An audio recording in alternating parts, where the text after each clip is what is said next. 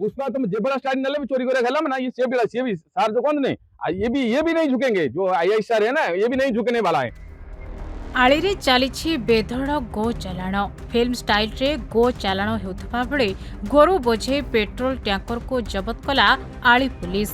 गोरु चालाण हेउथबा नै आळी पुलिस विशेष सूत्ररु खबर पाई एक टीम करी कटक चांदबाली रास्तार खरस्रोता सेतुठारे गोरु बोझे गाड़ी को चढ़ाऊ करबा बेले दुर्बृत्त माने गाड़ी छाड़ी फेरार होई जायतिले। पुलिस गोरु बोझे पेट्रोल टैंकर को जबत करी 10टी गोरु को बाहर करी गाड़ी को आली थाना रे अटक रखी तदंत आरंभ करिछि।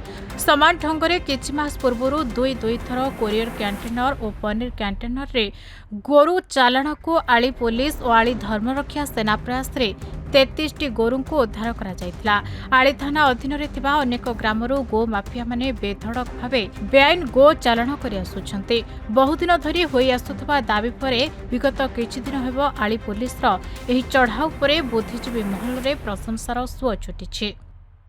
देखो आमर तो ये सक्रिय अच्छा गो माफिया पूरा सक्रिय अच्छा आली उपर आगुर भी आमर 3टा गाड़ी धरा जाइथिला।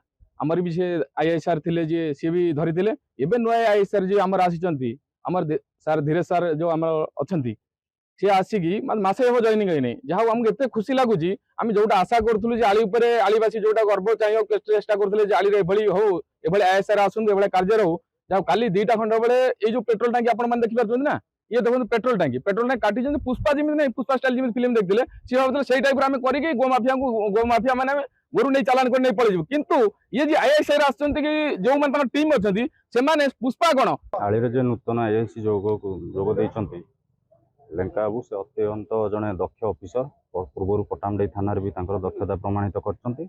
बर्तमान से आळीरे भारप्राप्त officer अच्छन्ती।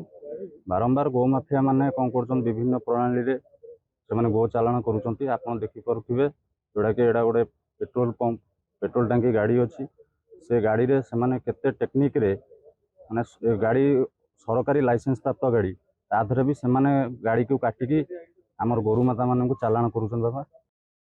केन्द्रापड़ार Malay Kumar Sahu report खबर ओडिशा।